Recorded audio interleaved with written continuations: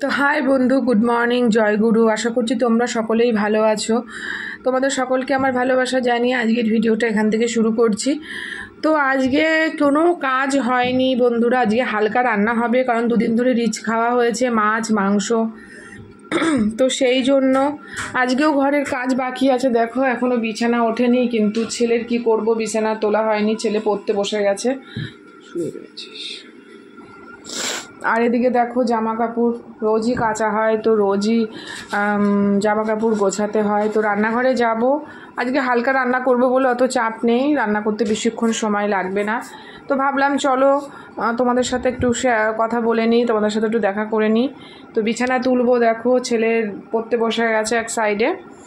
তো শরীরটা ভালো নেই জানো তো, সেই জন্য ঠিক এনার্জি পাচ্ছি না। তো চলো দেখি রান্নাঘরে যাই, কি রান্না করতে হবে। চলো, আজকে নিরামিষ রান্না হবে, ছেলে বলেছে ভেজ ডাল খাবে, তো ভেজ ডাল আর এখানে একটা ভেজ সবজি হবে। দেখো ভেজ ডালের সব কাটা হয়েছে, আর আমের টক হবে, চাটনি, আর একটু পটল আলু বেগুন ভাজবো।